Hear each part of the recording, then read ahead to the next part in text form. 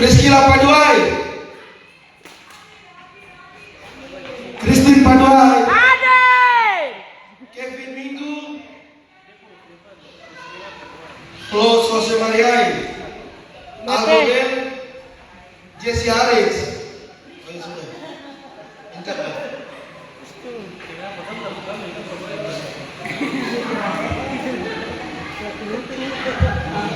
Shalom. Shalom. Shalom. Bagaimana istirahatnya? Enak tak tidurinya atau kurang nyenyak? Kurang ya? Ya. Iya. Ya, karena tanggung. Karena Dia tidak bisa kan? Gila baru kan cuma melihat slide. Sebelum kita masuk ke dalam pembahasan materi sesi 1, Abang Tias mau tanya ke beberapa peserta Kemah Paskah yang ada di tempat ini. Yang pertama, pertanyaan Abang Tias adalah, apa tujuan kalian mengikuti Kemah Paskah ini? Apa tujuan kalian mengikuti Kemah Paskah ini?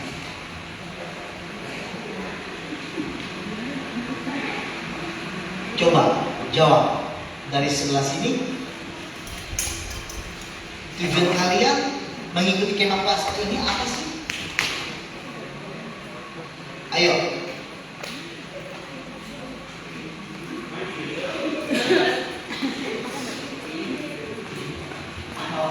Hah?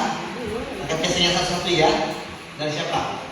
Dari Adik. Tujuan Adik mengikuti Kemah Paskah di tempat ini apa sih?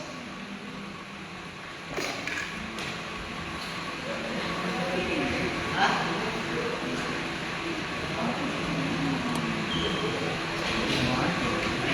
Selanjutnya, siapa namanya?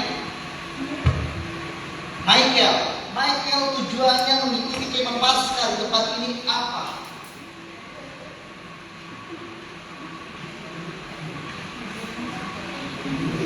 Ayo. Kalau kita nggak punya tujuan, kenapa kita ada di tempat ini? Jojo, coba. Jojo kira-kira tujuan Jojo ikut Kemah Paskah di tempat ini apa? Gimana? Buat jadi pengalaman. Buat jadi pengalaman. Oke. Teman yang lain apa? Jojo tadi mengatakan bahwa tujuan Jojo ikut Kemah Paskah di tempat ini adalah mencari pengalaman. Tepuk tangan dulu buat Jojo. Yang lain, ayo teman yang lain. So, Melinda, Desha, dari lain. Tujuannya apa? Oh, Kevin. Oke, Kevin apa tujuannya mengikuti Kemah Paskah di tempat ini? Untuk mendekatkan diri dengan Tuhan. Luar biasa. Ada lagi yang lain? Ayo. Abang Tias rindu agar kalian itu bisa menyampaikan sesuai dengan isi hati kalian. Sebenarnya tujuan kalian itu untuk ada di tempat Kemah Paskah ini apa? Apakah hanya sekedar berkumpul dengan teman-teman? Apakah sekedar untuk mengisi kekosongan libur sekolah? Ataukah apa? Tentu jawaban kalian abangnya sama. Karena itulah jawaban yang jujur yang keluar dari mulut kalian. Kaum muda-mudi yang di tempat ini. Ayo. Kalau tadi pertanyaan yang pertama adalah, apa tujuan kalian mengikuti Kemah Paskah ini? Hanya 2 orang saja yang jawab. Dari sekian ribu orang. Coba bayangkan. Ada lagi nggak? Sebelum Kakak Tias masuk kepada pertanyaan yang kedua dan masuk kepada sesi materi yang akan kita dengarkan secara bersama-sama. Yang kedua, apa yang kalian harapkan dengan adanya Kemah Paskah ini? Kalau tadi, apa tujuan? Kalau sekarang ini, apa yang kalian harapkan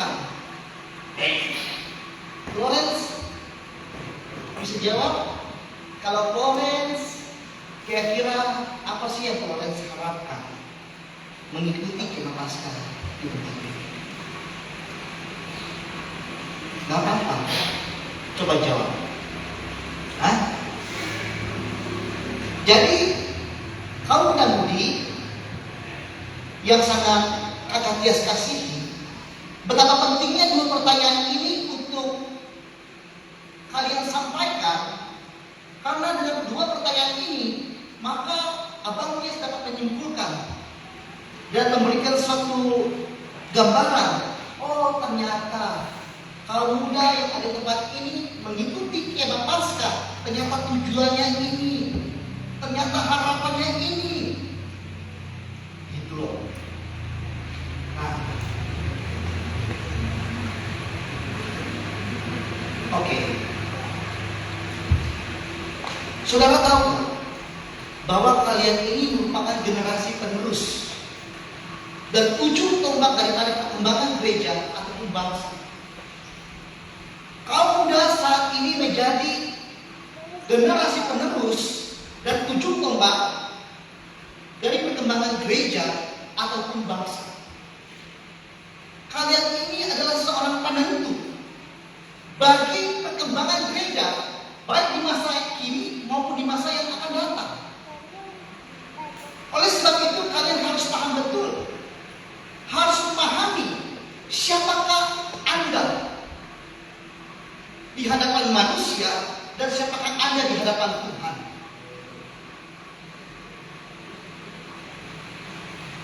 Abang Tias mengutip satu pernyataan dari salah seorang programator, Insinyur Soekarno. Ada tahu nggak siapa kira-kira Insinyur Soekarno? Presiden. Ya, presiden pertama ya. Dia katakan bahwa berikan aku 10 pemuda, niscaya akan kuguncangkan dunia. Artinya apa? Jumlah sedikit dengan semangat, tekad dan kualitas yang tinggi, maka itu sudah cukup untuk membawa perubahan besar bagi bangsa. Oleh sebab itu tadi di awal Kakak katakan bahwa kaum muda-mudi, kalian adalah generasi penerus dan ujung tombak dari suatu kemajuan pengembangan baik gereja maupun bangsa. Sehingga apa? Kalian harus mempersiapkan diri kalian, kalian harus mengenal diri kalian dengan baik dan benar. Dan hari ini kita akan belajar dan membahas satu topik, yaitu pengenalan akan diri. Coba katakan sama-sama, pengenalan akan diri. Kita akan belajar apa? Pengenalan akan diri. Nah, pengenalan akan diri, tetapi sebelum kita masuk lebih dalam lagi, kita harus terlebih dahulu kita harus mengetahui apa sih yang dimaksud dengan pengenalan akan diri. Nah, Kakak Tis mau tanya lagi nih, kira-kira pengenalan akan diri itu apa? Jojo, gimana?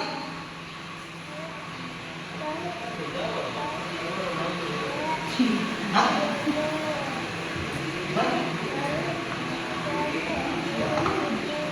Bisa mengenali dia di hadapan Tuhan ataupun di manusia. Ya, Des, tepuk tangan buat Jojo. Jojo memiliki satu pendapat bahwa pengenalan akan diri adalah mengenali dirinya, baik di hadapan sesama maupun di hadapan Tuhan. Ada lagi? Ayo teman-teman, kamu muda, ayo, kalian harus bersuara. Kakak Tias mau kita ada dua arah. Bukan hanya Kakak Tias, Kakak Tias yang menyampaikan materi, tetapi ada juga kalian yang mendengarkan. Bahkan kalau boleh, kalian ajak argumentasi dengan Kakak Tias.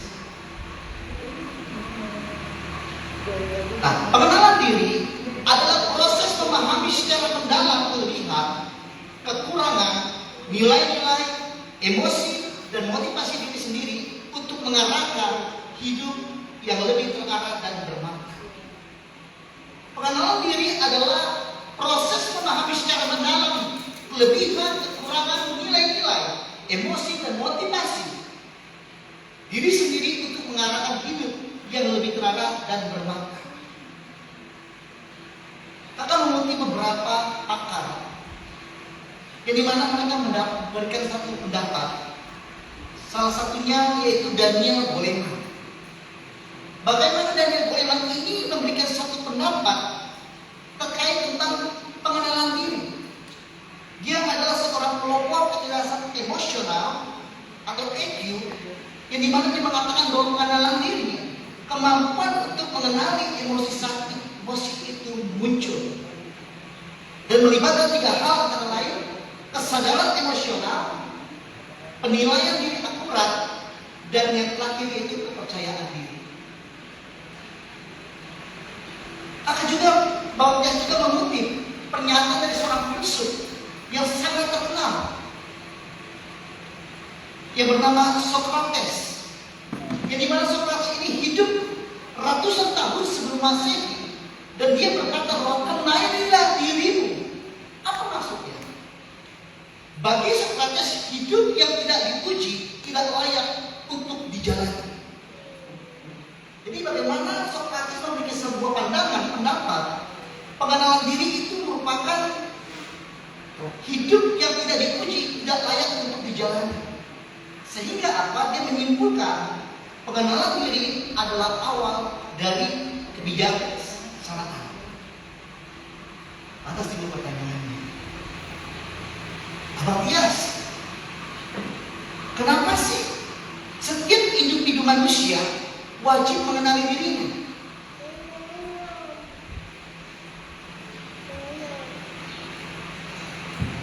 Jadi setiap individu manusia itu wajib mengenali dirinya. Mengapa? Karena dengan mengenal diri merupakan bagian dasar yang terpenting untuk diketahui oleh setiap individu manusia itu sendiri. Jadi pemahaman seseorang tentang dirinya akan mempengaruhi terhadap penerimaan diri, dan selanjutnya berdampak terhadap penghargaan diri.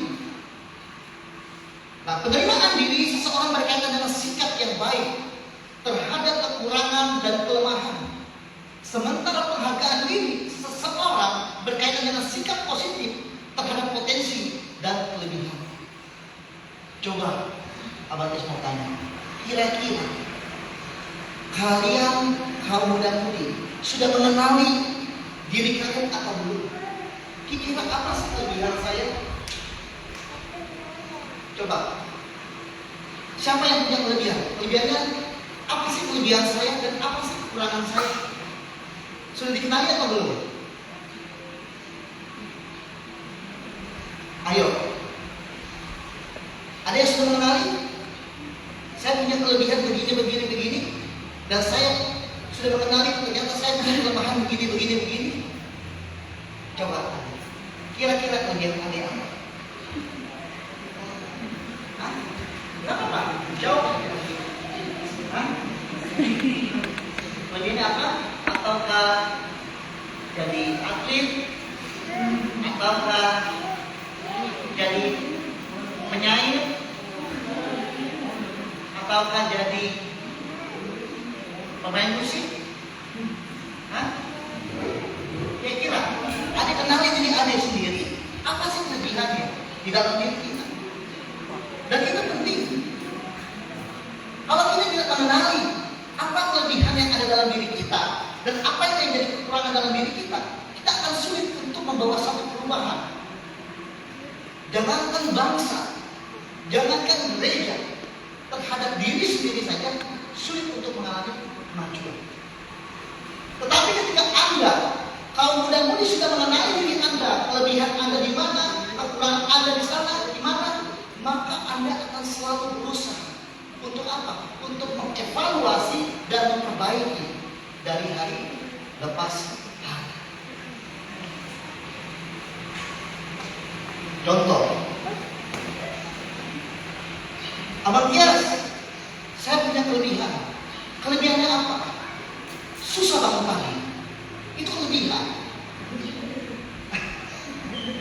Ya betul. Ada berkata, Abang Tias, saya punya kelebihan.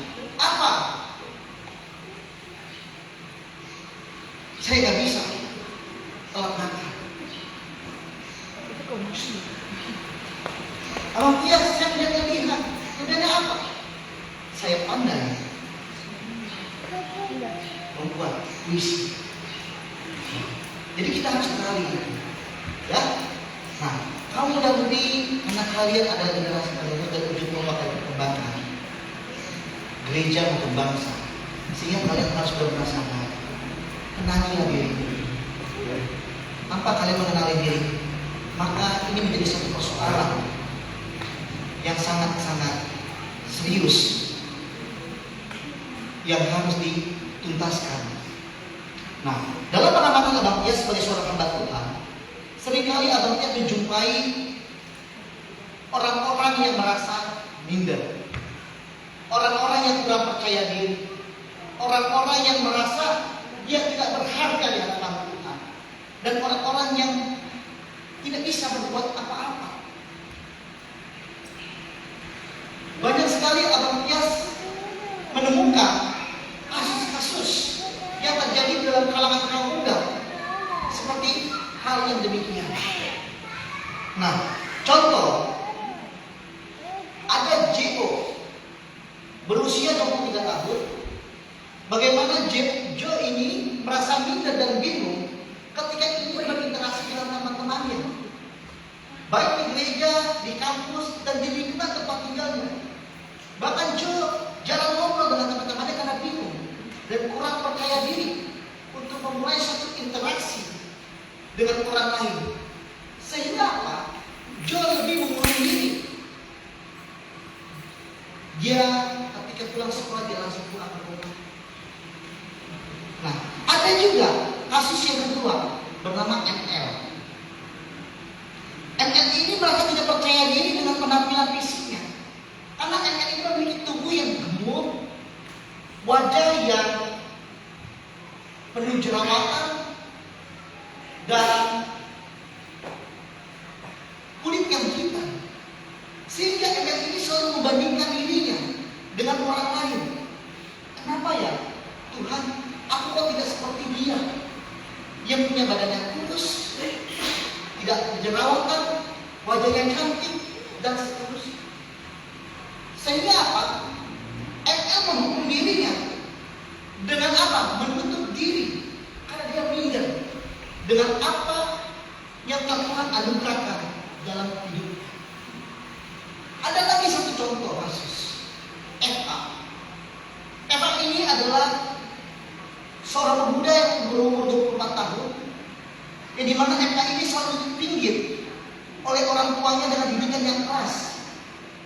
Sampai-sampai setiap Eva ini melakukan satu kegiatan-kegiatan di sekolahnya ataupun kegiatan untuk berjumpa dengan temannya, dia selalu diawasi. Sampai pada akhirnya apa? Eva bertumbuh menjadi seorang pemuda yang pemalu. Dia minder, dia menutup diri dan jarang bersosialisasi.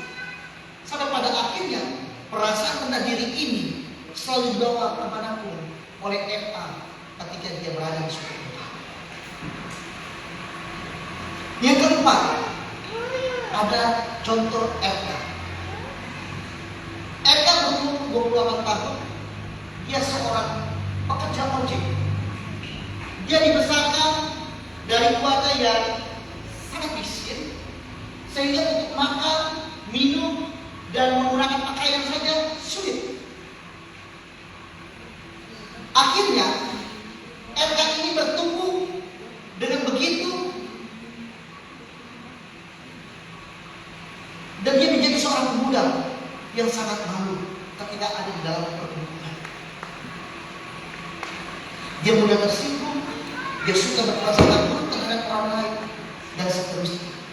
Nah, gejala-gejala ini merupakan satu persoalan-persoalan yang dimana harus dipecahkan agar apa? Agar pemuda-pemuda yang tadi memiliki permasalahan di dalam dirinya, dia dapat terbebas dan mengalami yang namanya satu kemerdekaan. Pernahkah kalian tuh merasakan seperti hal yang demikian? Mungkin adik-adik dari Indonesia Timur yang memiliki kulit hitam, ya, rambut keriting. Ketika kalian bertemu dengan orang-orang berlalu lurus, memiliki kulit putih, seringkali kita membandingkan, bukan? Tuhan, dia ganteng sekali. Tuhan, dia cantik sekali. Tuhan, kenapa sih Tuhan ciptakan saya seperti ini? Akhirnya apa? Kalian merasa minder. Kalian tidak percaya diri atas anugerah Tuhan yang begitu luar biasa sebenarnya di dalam kehidupan kita. Kalau mudah-mudahan yang sangat dikasih memberkati oleh Tuhan, jika kita berbicara pengenalan akan diri, maka hal yang kita terlepaskan adalah citra diri atau beban diri. Citra diri merupakan salah satu unsur penting untuk menunjukkan siapa diri individu sebenarnya. Fadilah Nur Maria berpendapat bahwa individu yang memiliki citra diri positif dapat mengembangkan potensi yang dimiliki, menghargai diri sendiri dan percaya diri akan memudahkan individu dalam interaksi sosialnya. Sebaliknya, individu yang memiliki citra diri negatif akan menganggap dirinya lebih rendah dari orang lain dan lingkungannya, sehingga menimbulkan rasa rendah diri, lemah dalam menghadapi masalah, pasrah pada keadaan, merasa dikucilkan dan tidak percaya diri, yang dapat menghambat penyesuaian sosial dalam pergaulan. Oleh sebab itu, pembentukan diri bagi individu penting untuk diperhatikan. Abang Kier mengutip salah seorang yang bernama M. Brian Smith dalam bukunya Anda Unik di Mata Tuhan. Dia mengatakan begini, sampai sekarang masih ada banyak orang yang merasa dirinya kecil, tidak mempunyai bakat, keterampilan, ataupun kemampuan apa-apa, sehingga mereka tidak bisa berbuat sesuatu yang berguna baik bagi diri sendiri maupun bagi orang lain. Mereka cenderung memiliki perasaan rendah diri atau minder.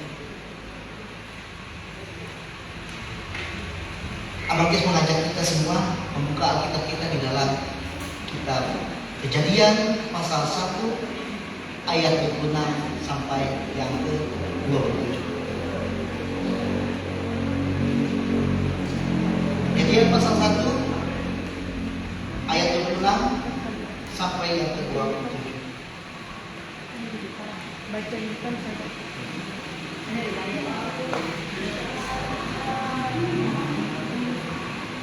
Demikian firman Tuhan. Mungkin baca salah seorang dari antara kita.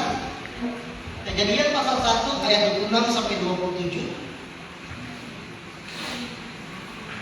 Ya. Kejadian 1 ayat 26 sampai 27 berbunyi ya. Berfirmanlah Allah, baiklah kita menjadikan manusia menurut gambar dan rupa kita, supaya mereka berkuasa atas ikan di laut dan burung di darat dan atas ternak dan atas seluruh bumi dan atas segala binatang melata yang merayap di bumi. Maka Allah menciptakan manusia itu menurut gambarnya, menurut gambar Allah yang menciptakannya, ia laki-laki dan perempuan diciptakannya dari Allah. Ya, terima kasih Melinda. Ini mewakili kaum muda-mudi yang ada di tempat ini. Dalam kitab Kejadian pasal 1 ayat 26 sampai yang 27, bagaimana di sana kita menemukan Alkitab mencatat bahwa Allah menjadikan manusia berbeda sekali dengan ciptaan Tuhan yang lain. Kalau ciptaan Tuhan yang lainnya, Allah tidak membentuk manusia, Allah tidak menghembuskan nafas hidupnya ke manusia, melainkan Dia hanya berfirman, maka semuanya jadi. Tetapi berbeda dengan manusia. Ketika Allah menciptakan manusia, Dia bukan saja membentuk, tetapi Dia juga membuat manusia itu dijadikan serupa dengan gambarannya. Manusia pertama, kalau kita perhatikan baik-baik, diciptakan Tuhan dalam jangka waktu yang singkat dan langsung sebagai manusia dewasa yang sempurna, dan mereka memiliki ciptaan Allah yang sejati. Coba kalau kaum muda perhatikan baik-baik, ketika Allah menciptakan Adam dan Hawa, manusia pertama yang ada tempatnya di Taman Eden, apakah Adam dan Hawa harus menjadi seorang anak kecil terlebih dahulu? dia langsung secara otomatis dia menjadi orang yang dewasa. Benar atau betul? Ya, dia tidak memiliki, dia tidak melewati proses. Dia langsung secara instan, bagaimana Allah menciptakan Adam dan Hawa, dan dia langsung menjadi pribadi yang dewasa, dan Allah langsung menanamkan cita dirinya sama seperti Allah. Kata gambar dan rupa tidak mempunyai perbedaan yang hakiki. Nah, kedua kata ini merujuk kepada hal yang sama. Nah, di dalam bahasa Ibrani, gambar yaitu teselen, dan di dalam bahasa Inggris yaitu image, sementara dalam bahasa Yunani yaitu morphe, yang berarti suatu peta yang ada bentuk. Dengan arti kata rupa adalah demi dalam bahasa Ibrani, yang berarti suatu bentuk yang bersesuaian dengan bentuk pertamanya peta, sehingga ini memiliki suatu pengertian bahwa manusia diciptakan menurut gambar dan cipta yang sudah ada, yaitu Allah sendiri. Jadi manusia itu merupakan salinan asli daripada Allah sejati itu sendiri. Jadi kalian harus pahami itu. Sehingga jika ada pertanyaan-pertanyaan, siapakah aku? Maka kalian harus menjawab bahwa aku adalah salinan daripada Allah itu sendiri. Dan di mana Allah membuat saya serupa dengan gambarannya. Kalau kita merupakan salinan daripada Allah itu sendiri, mengapa kita harus merasa tidak percaya diri? Kita harus minder. Kita harus mengalami banyak hal-hal yang sebenarnya itu tidak diciptakan di dalam kehidupan kita. Karena Allah menciptakan kita menjadi manusia yang unggul. Jadi mana Allah mengatakan bahwa ketika Tuhan menciptakan kita menurut gambar dan rupanya, dan Tuhan memberikan kuasa kepada kita untuk apa? Untuk seluruh ciptaan-ciptaannya. Pertanyaannya, Abang Tias sampaikan bahwa kalau ada yang bertanya siapakah aku? Aku adalah salinan duplikat daripada Allah itu sendiri, yang dimana Allah menciptakanku serupa dengan gambarannya. Lantas pertanyaan, mengapa hidupku tidak menggambarkan layaknya sifat dan karakter Allah itu sendiri? Adik-adik kaum muda yang sangat dikasihi dan berkati oleh Tuhan, ini merupakan satu bagian yang harus diperhatikan secara baik-baik.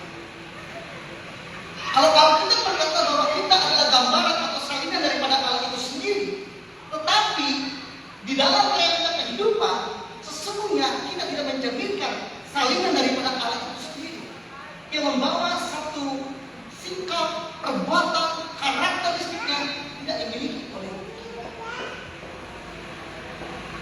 Mengapa hal ini bisa terjadi? Tentunya hal ini terjadi disebabkan karena manusia jatuh ke dalam dosa. Ketika manusia jatuh ke dalam dosa, yang awal mulanya manusia memiliki cita, gambaran daripada salinan Allah itu sendiri, yang dimana manusia memiliki sifat, karakter, moralitas sepertinya layaknya Allah, tetapi ketika jatuh ke dalam dosa, maka kita gambaran Allah itu mengalami kerusakan. Yang pada akhirnya apa? Perbuatan kita, karakter kita, moral kita jauh daripada salinan Allah itu sendiri.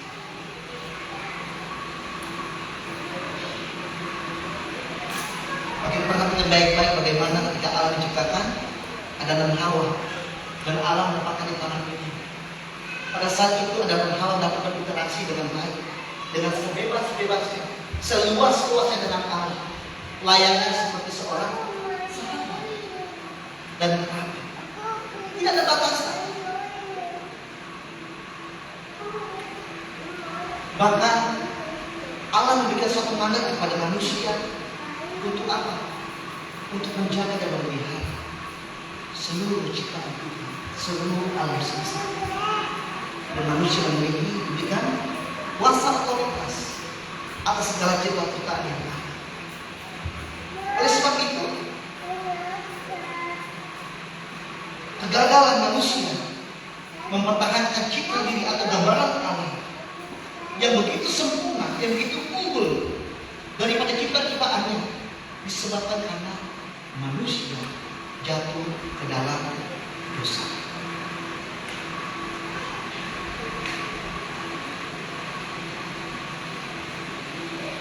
Kaum-kaum yang sangat kasih diberkati oleh Tuhan,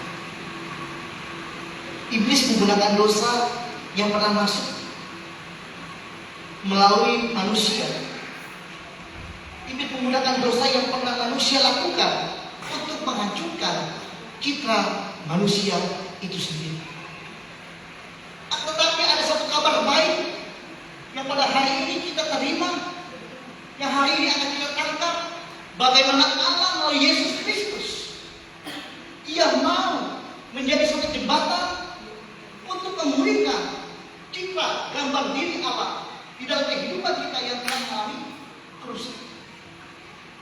Melalui pengorbanan yang di atas kayu salib dan kebangkitan, Dia menunjukkan bahwa Dia telah selesai untuk mengembalikan manusia kepada keadaan yang semula itu menjadi serupa dengan benar. Oleh sebab itu perlu kita untuk mengetahui siapakah saya. Kalau adik-adik sadar bahwa siapakah saya, maka adik-adik tidak ada lagi hidup di dalam yang namanya hal-hal negatif yang melekat di dalam kehidupan kita.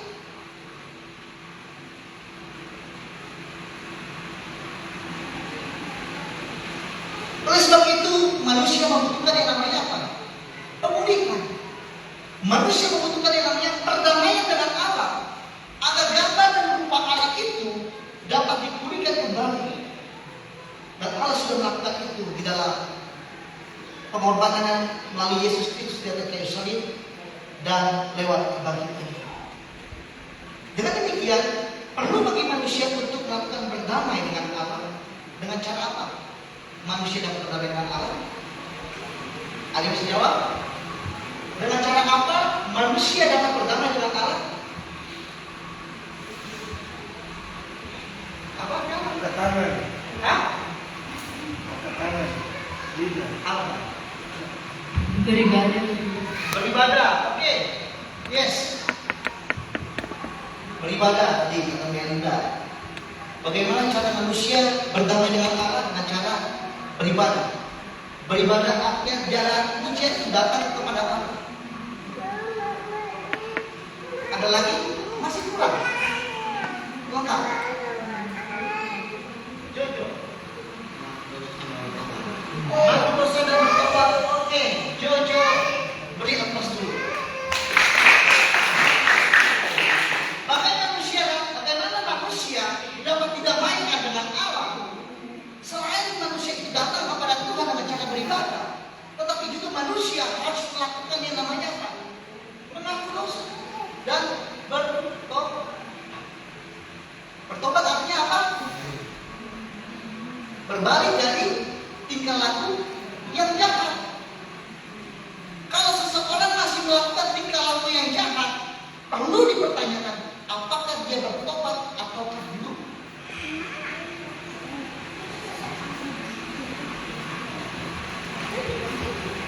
Kaum-kaum yang sangat dikasihi dan diberkati oleh Tuhan, peserta kemah Paskah yang diberkati oleh Tuhan. Abang Tias rindu agar kalian sebagai generasi penerus dan ujung tombak daripada perkembangan gereja maupun bangsa, kalian harus benar-benar sungguh-sungguh mengenali diri Anda. Kenali diri Anda bukan apa kata orang, tetapi apa kata Tuhan memandang Anda. Itu yang terpenting, yang harus kita terapkan di dalam kehidupan. Kalau kalian masih memiliki pola penilaian tentang siapakah Anda berdasarkan penilaian orang, maka kalian akan mengalami yang namanya satu masa kekecewaan. Kalian akan mengalami satu masa yang namanya apa? Bingung, kebingungan. Waduh, saya begini salah, begitu salah. Lalu gimana? Sementara Tuhan tidak memandang Anda salah. Mana yang lebih baik? Anda benar di mata Tuhan atau Anda benar di mata manusia? Benar di mata Tuhan. Kalau sebelah ini, benar di mata manusia. Di mata Tuhan. Itu yang terpenting. Orang sering membalikan keadaan. Orang lebih senang benar di mata manusia, tapi salah di mata Tuhan. Mengapa bisa demikian? Kalau orang punya paradigma seperti demikian, maka orang itu mengalami yang namanya satu keadaan yang dimana dia akan mendapatkan suatu persoalan-persoalan besar ketika orang memandang diri.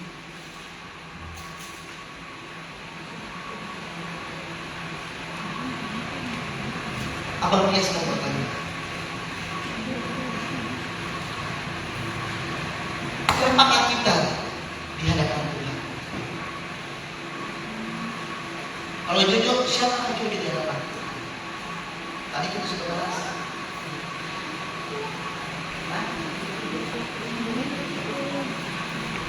Siapakah jujur di hadapan Tuhan?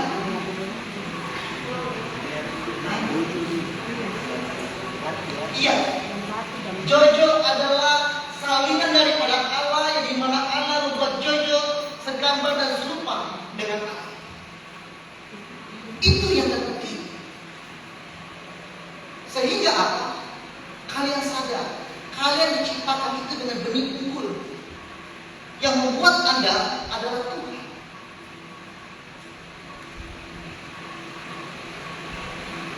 Selanjutnya, siapakah aku? Aku adalah buatan Allah yang dipersiapkan untuk melakukan perbuatan baik. Kita buka Alkitabnya, Efesus pasal 2 ayat yang ke-10. Coba baca salah seorang. Efesus pasal 2 ayat yang ke-10.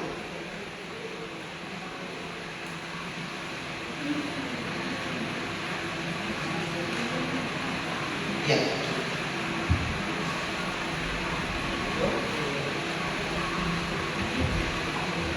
Efesus 2 ayat 10. Karena kita ini buatan Allah diciptakan dalam Kristus Yesus untuk melakukan pekerjaan baik yang dipersiapkan Allah sebelumnya. Ia mau supaya kita hidup di dalamnya. Jadi siapakah kita? Siapakah Anda kaum muda-mudi? Selain Anda tadi merupakan salinan Allah yang diciptakan serupa dengan gambarannya, ternyata kita ini adalah buatan Allah yang diciptakan oleh Allah dengan satu maksud tujuan untuk melakukan pekerjaan-pekerjaan yang baik.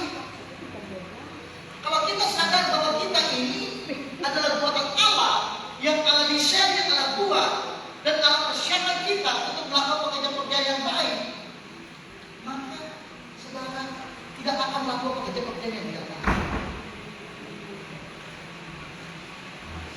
Selalu kenapa kita melakukan pekerjaan-pekerjaan yang tidak baik? Seperti hal yang melakukan kejahatan, membunuh, dan lain-lain sebagainya. Karena kita tidak sadar siapakah kita di hadapan Allah. Kalau kita sadar siapakah kita di hadapan Allah, maka sulit bagi kita untuk melakukan perbuatan-perbuatan yang tidak baik, yang tidak memuliakan Allah. Itu sebabnya ketika dosa merasuki ke dalam kehidupan manusia, dosa merusak semua tatanan kita, gambaran diri Allah di dalam kehidupan manusia. Dosa pertama di dalam kehidupan umat manusia.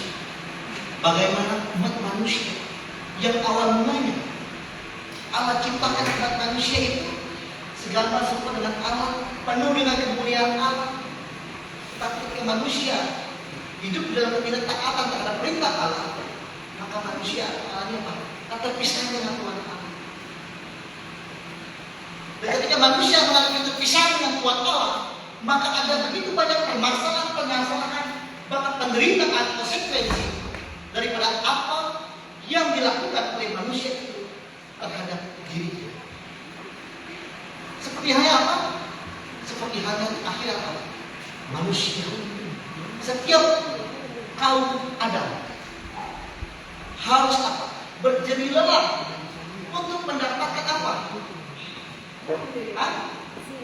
Mendapatkan berkat. Ya, itu dampak dari dosa. Begitu sebaliknya kaum Hawa, ketika dia jatuh ke dalam dosa, maka dia merasakan sakit. Ketika dia harus melahirkan seorang anak. Kalau saja manusia tidak jatuh ke dalam dosa, maka manusia tidak akan pernah mengalami penderitaan. Penderitaan yang dialami oleh manusia itu disebabkan karena dampak konsekuensi daripada perbuatan dosa. Oleh sebab itu dosa itu sangat merusak nilai-nilai moral, nilai-nilai karakter, nilai-nilai apa? Perbuatan-perbuatan yang nyata di dalam kehidupan kita.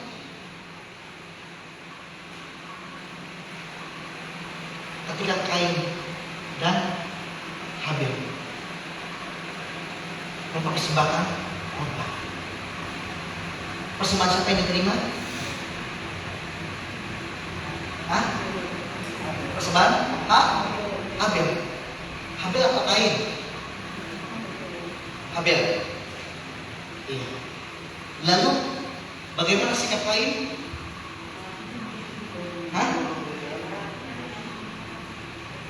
Sikap Kain iri hati. Hanya iri hati aja kan? Marah. Apa yang dilakukan Kain? Membunuh.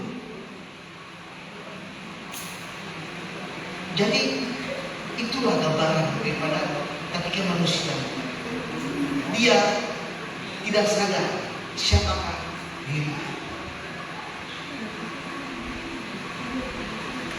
Padahal tadi bisa dikatakan ya, siapakah kita di hadapan Allah? Kita ini buatan Allah yang diciptakan oleh Allah untuk melakukan pekerjaan-pekerjaan yang baik. Kira-kira membunuh, apakah itu pekerjaan yang baik yang Allah tanamkan dalam kehidupan hati manusia? Itu bukan, ya. Jadi itu yang harus kita pahami. Selanjutnya, siapakah aku di hadapan Allah? Aku adalah orang yang berharga. Coba buka dalam kitab Yesaya 43 ayat yang ke-4. Coba baca salah seorang. Yesaya 43 ayat yang ke-4. Ya, Kevin.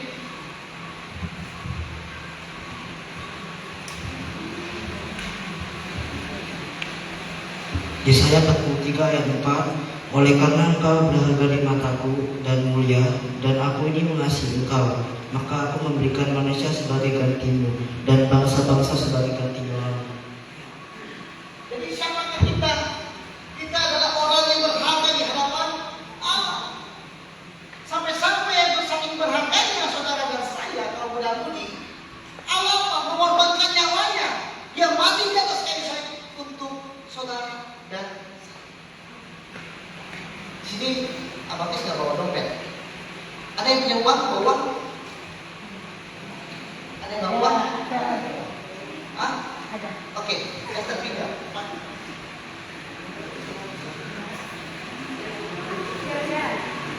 Iya. Oke. Di depan tangan abang Kias ada uang berjumlah berapa? 5.000. Uang 5.000 ini kalau abang Kias kucak-kucak nilainya berubah gak?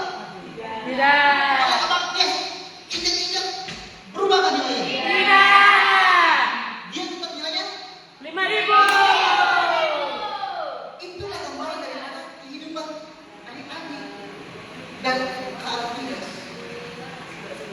Maka itu dikatakan bahwa kita itu berharga, kita itu bernilai di hadapan Tuhan. Meskipun umat ini sudah dipuncak-puncak, sudah mengalami kerusakan, tetapi dia tetap nilainya sama, tidak berubah. Begitu manusia, ketika manusia jatuh ke dalam dosa dan sudah mengalami tidak bisa mengenal Tuhan, maka Allah tetap memandang manusia sebagai objek yang sangat berharga di hadapan. Maka daripada itu, ada kegelisahan di dalam hati Allah ketika manusia jatuh ke dalam dosa. Kegelisahan yang begitu besar yang tertanam di dalam hati Allah ketika manusia dalam dosa adalah bagaimana caranya Allah harus menyelamatkan manusia yang jatuh ke dalam dosa. Sehingga apa? Dia mengambil rupa manusia. Dia harus melahirkan dunia. Dia harus mengalami proses. Dia harus mengalami penderitaan. Untuk apa? Untuk menyelamatkan manusia, yaitu saudara-saudara.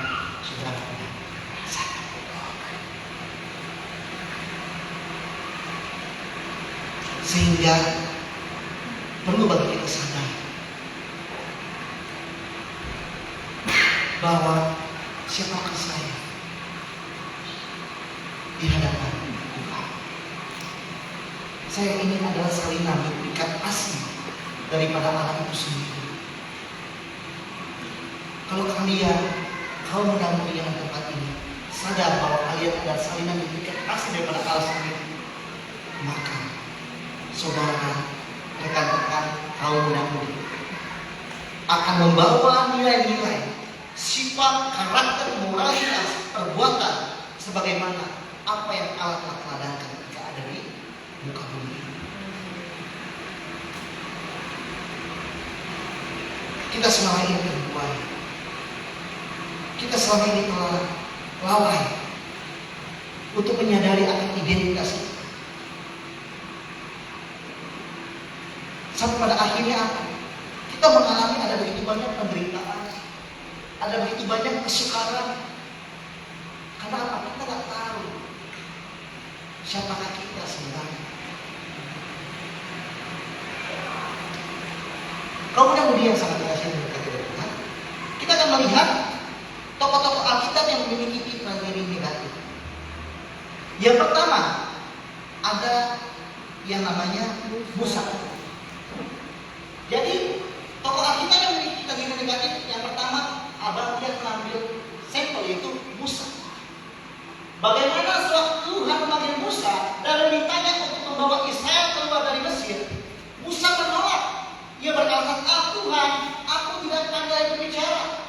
Dahulu pun tidak, dan sejak engkau berfirman kepada hamba-Mu pun tidak. Sebab berat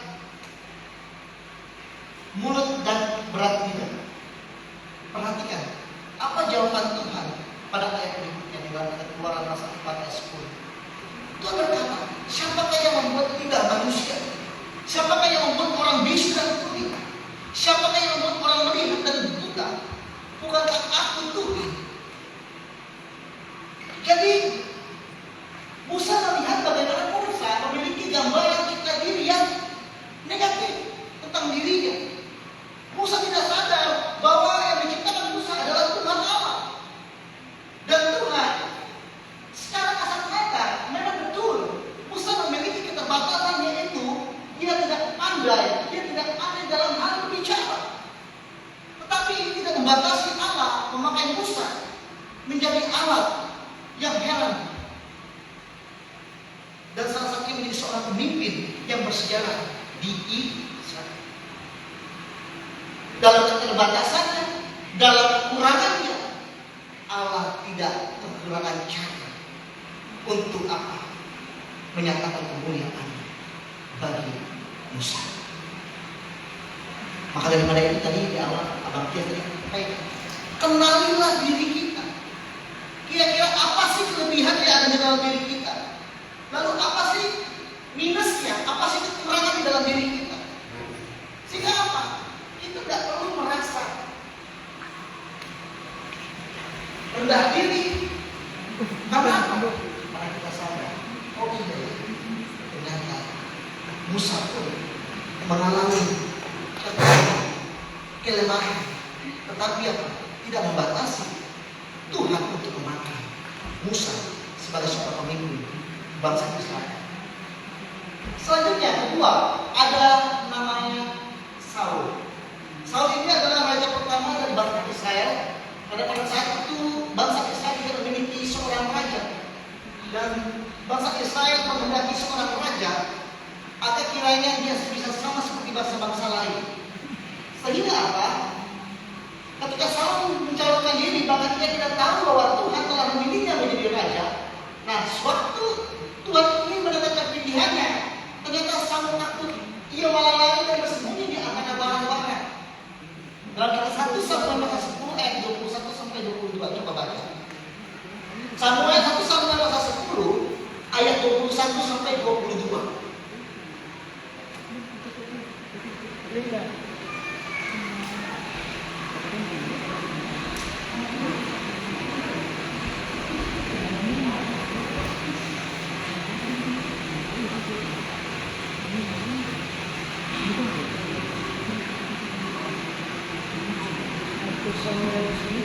Samuel 10 ayat 21 sampai 22.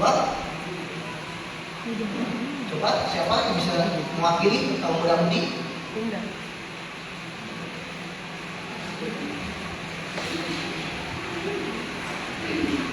Samuel 10 ayat 21 ini demikian, sesuai ini suruhnyalah suku Benyamin, tapi berbagai suka berbagai. Maka didapati kaum berbagai, artinya disuruhnyalah kaum berbagai tapi yang berseberangan dengan Seira. Maka didapati Saul bin Kis, tetapi ketika ia dicari, ia ditemukan. Sebab itu ditanyakanlah pula kepada Tuhan, apa orang itu yang juga datang kemari? Tuhan menjawab, sesungguhnya ia bersembunyi di antara barang-barang. Amin. Ya.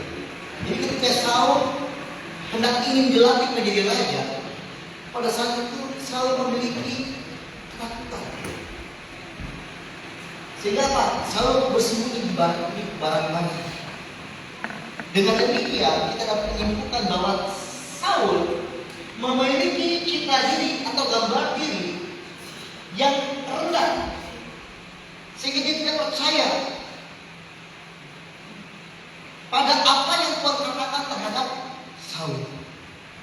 Selanjutnya ada kisah 10 pengintai yang diutus Musa untuk melindungi tanah Kanaan. Setelah kembali 10 orang ini di antara yang memberikan laporan betapa luar biasanya terkait tanah tersebut dan penduduk yang ada di dalamnya, sehingga membuat mereka minder dan tidak percaya diri dan berkata, dan kami lihat diri kami seperti belalang. Nah, dari ungkapan ini menunjukkan bahwa ke-10 orang pengintai ini memiliki citra diri yang negatif, atau dengan kata lain citra diri rendah. Mengapa? Karena sebagai tolak ukur seseorang memiliki citra diri positif, maka dia memiliki satu keyakinan, kepercayaan diri.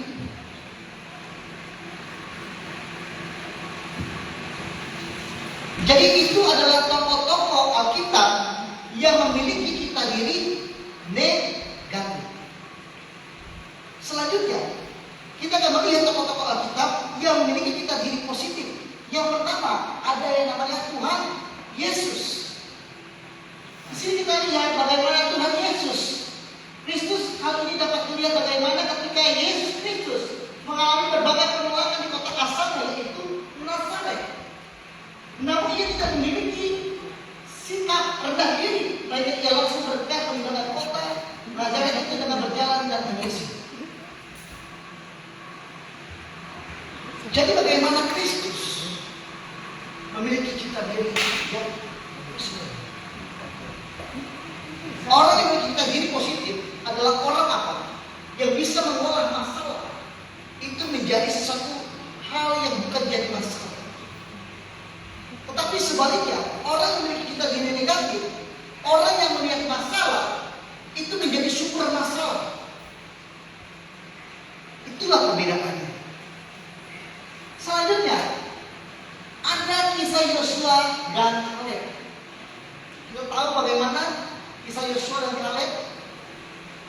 ketika dia sama-sama diberikan mandat oleh Musa untuk mengintai tanah Kanaan, tanah perjanjian yang telah dijanjikan oleh Tuhan untuk dimasuki, untuk dimiliki oleh bangsa Israel. Ketika Yosua bin Kaleb melihat tanah Kanaan, dia memandang bahwa tanah itu menjadi tanah yang sungguh luar biasa, tanah yang berlimpah susu dan madu, sehingga dia memiliki satu kepercayaan bahwa Tuhan akan membawa bangsa Israel untuk masuk ke tanah perjanjian, tanah yang telah dijanjikan oleh Allah untuk dinikmati oleh mereka. Jadi ini adalah gambaran-gambaran daripada kita diri negatif dan kita diri positif. Lalu pertanyaannya, apa saja faktor-faktor yang mempengaruhi kita diri dalam kehidupan seseorang? Nah, pertama, apa saja faktor-faktor yang mempengaruhi kita diri seseorang? Yang pertama yaitu hubungan dengan Allah. Pengenalan akan Allah membuat seorang mengenali posisinya di hadapan Allah. Seperti tadi yang Abang katakan bahwa di awal, betapa pentingnya pengenalan akan Allah, sehingga kita mengerti bagaimana posisi kita di hadapan Allah, bukan di hadapan manusia. Karena Allah sendirilah yang menciptakan kita. Allah sendiri yang telah membentuk kita dan menempatkan kita di muka bumi ini. Nah, orang percaya adalah anak Allah yang diciptakan menurut gambarnya, dan yang oleh karena iman di dalam Kristus telah dinyatakannya benar. Dengan memiliki pengenalan tentang Allah yang benar, maka seseorang akan memiliki cita diri yang benar, karena ia tahu Allah mengasihinya dan akan tetap mengasihinya. Jadi perlu kita mengenal siapa pencipta kita. Setelah kita mengenal siapa pencipta kita, maka kita mengenal siapa yang kita.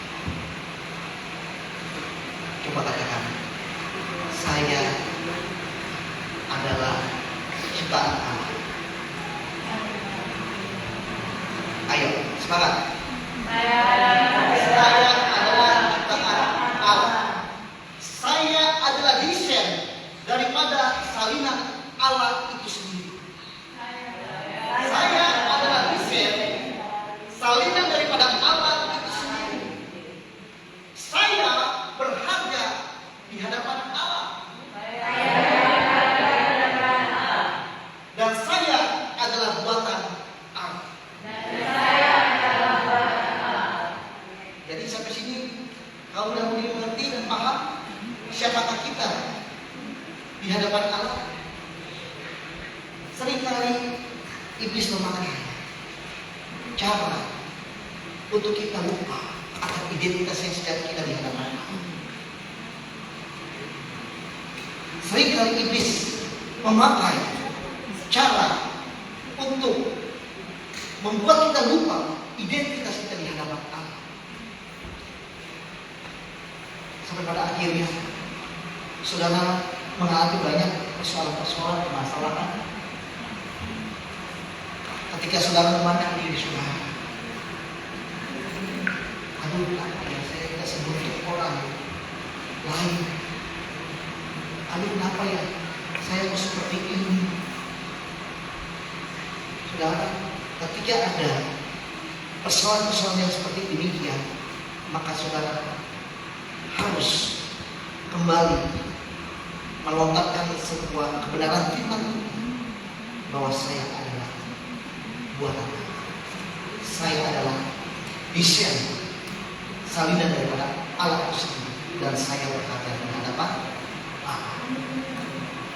Selanjutnya, faktor-faktor yang mempengaruhi kita diri kehidupan manusia. Yang kedua adalah peranan orang tua. Peranan orang tua dan orang-orang seruan atau keluarga inti atau kelompok atau unit pertama-tama menanggapi perilaku saat seorang bayi lahir dan kemudian turut membentuk cita diri anak tersebut. Abang Tias mengutip seorang psikiater yang bernama Paul de Meyer.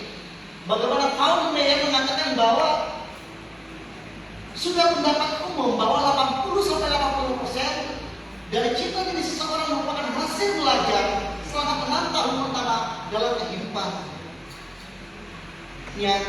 di dunia. Jadi gambaran kita diri kita itu dipengaruhi dari apa? Dipengaruhi dari apa? Pola. Kedua, peran orang tua.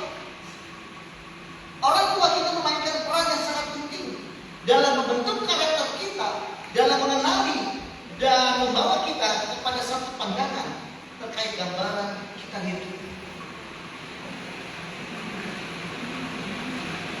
Oleh sebab itu orang Yahudi itu memiliki satu nilai yang dimana keunggulannya di dalam orang tuanya. Bagaimana mereka ketika punya anak itu, mereka diajar untuk apa? Merenungkan Taurat Tuhan itu siang dan malam.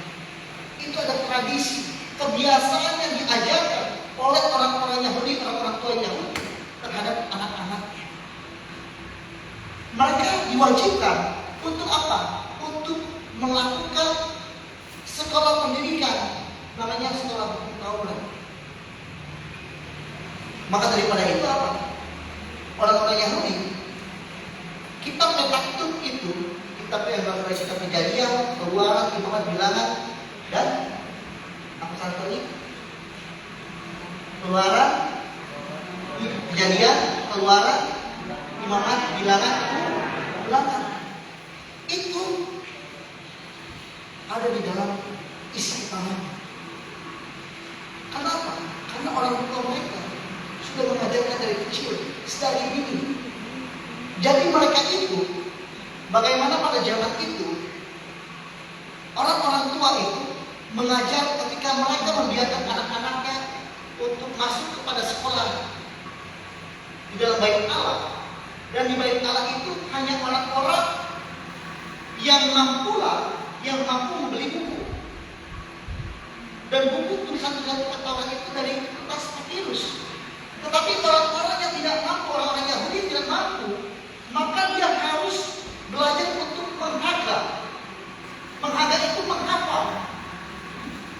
Jadi ketika dia mendapatkan pendidikan di dalam bait Allah, misalkan contoh, jangan ada padamu Allah lain di hadapanmu.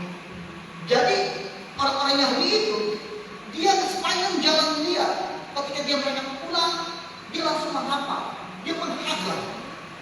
Tadi firman Tuhan di dalam bait Allah mengatakan, jangan ada Allah lain di hadapanmu. Tadi firman Tuhan mengatakan di dalam bait Allah, jangan ada Allah lain di hadapanmu. Itu sepanjang terus dikatakan.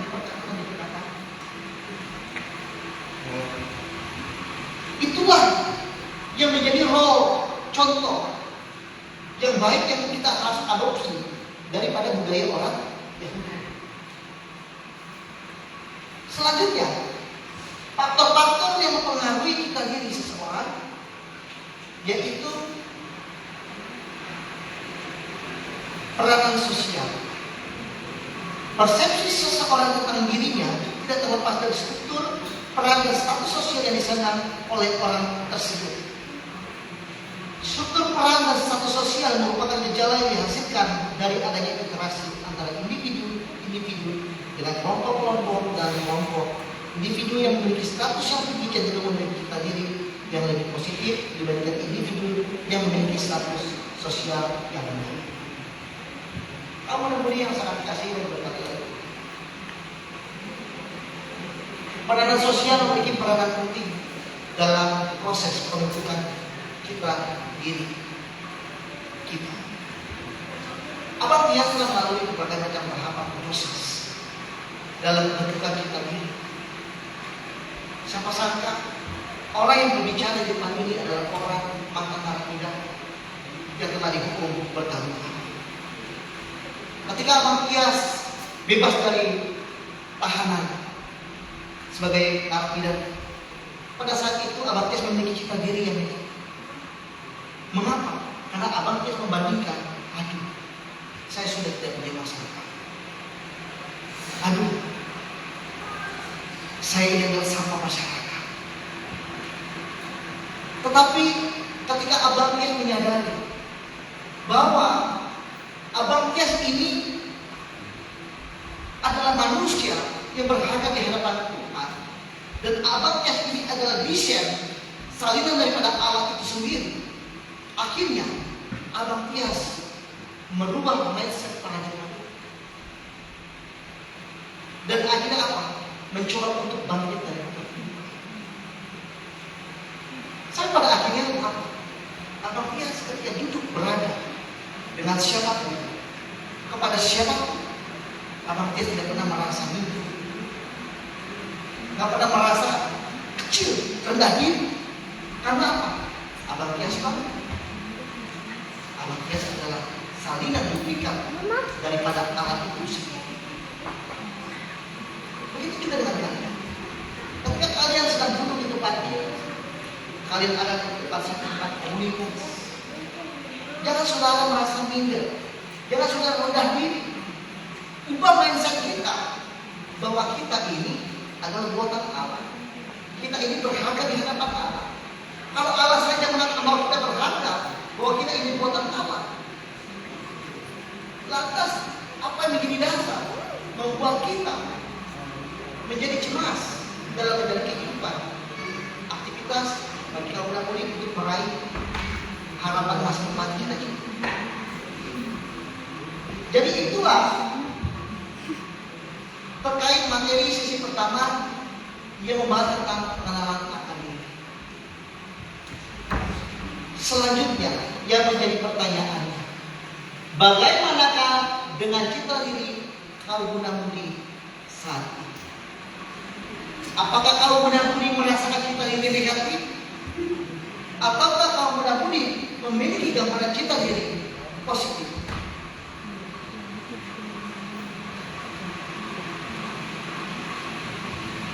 Abang Tias tidak tahu apa yang membuat gambar diri saudara kaum muda-mudi begitu rendah. Abang Tias tidak tahu apa yang membuat gambar citra diri kita begitu negatif, sehingga kita tidak percaya terhadap apa yang telah Tuhan buat di dalam kehidupan kita. Tetapi hari ini, ketika adik-adik sungguh-sungguh menangkap benih terhadap firman Tuhan dan menyadari tentang nilai-nilai siapakah Anda di hadapan Tuhan, maka kalian akan mengalami satu perubahan. Kalian tidak lagi menjadi orang yang berusaha dan berjuang dari penilaian orang, tetapi Anda berjuang berusaha hidup utuh dari penilaian apa kata Allah bagi kita. Sebanyak yang ini diberikan gambaran diri kita. Coba angkat tangannya. Siapa yang rindu untuk dipulihkan gambar diri kita di hadapan Tuhan?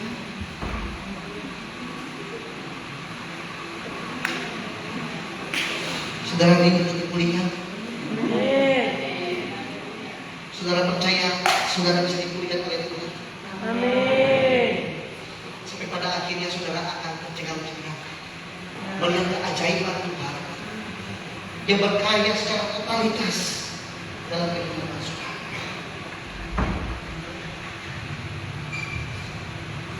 Abang Tias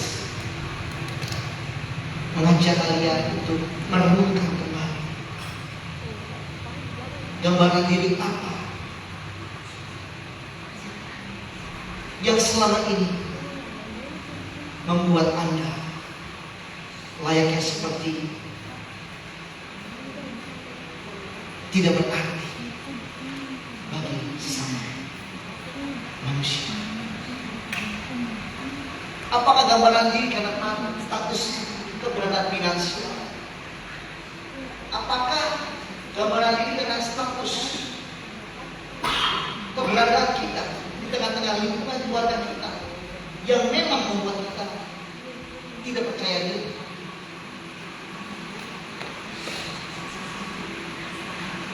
Mari kita satu berdoa.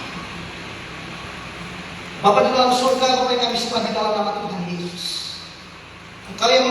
memberikan isi hati bagi kaum muda-mudi yang mengikuti kemah Paskah pada hari ini. Kami menyadari bahwa setiap kami mengalami satu masa di mana seringkali kami menyadari bahwa ada kalanya kami merasa diri kami mengalami kerusakan, sehingga kami merasa tidak percaya diri, kami memiliki kerendahan diri, kami tidak percaya akan keberadaan kami di hadapan Tuhan yang sesungguhnya. Tuhan kini menolong setiap kami dan mengubahkan dan memulihkan keadaan gambar diri kami yang mengalami kerusakan dampak dari berbagai perbuatan dosa. Kami percaya Tuhan, hanya Engkaulah yang sanggup untuk memulihkan keadaan gambar diri kami, sehingga pada akhirnya kami kembali bisa seperti semula, yaitu serupa dengan gambar. Ajar kami Tuhan untuk menyadari bahwa kami adalah orang yang berharga di hadapan Tuhan, bahwa kami merupakan duplikat salinan daripada Allah itu sendiri. Ajar kami untuk sadar bahwa kami diciptakan dan dibuat oleh Tuhan untuk melakukan pekerjaan-pekerjaan yang baik yang mempermuliakan Allah. Oleh sebab itu kami menolak setiap intimidasi, setiap bentuk sumpah rapat, rancangan-rancangan yang dibuat oleh si jahat di dalam setiap kehidupan kami, sehingga kami tidak memiliki gambar diri yang baik dan positif di hadapan Tuhan. Terima kasih Tuhan, terima kasih Yesus. Biarlah kuasa-Mu senantiasa bekerja bagi setiap kaum muda-mudi di tempat ini. Dan kami percaya Tuhan, melalui kemah Paskah tempat ini Tuhan, akan ada perubahan yang begitu luar biasa.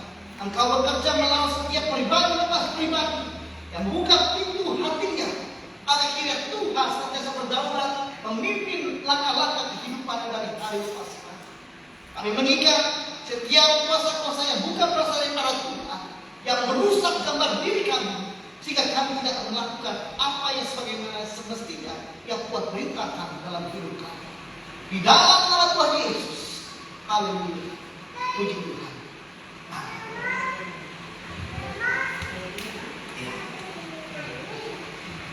Puji Tuhan. Untuk selanjutnya saya serahkan kepada MC yang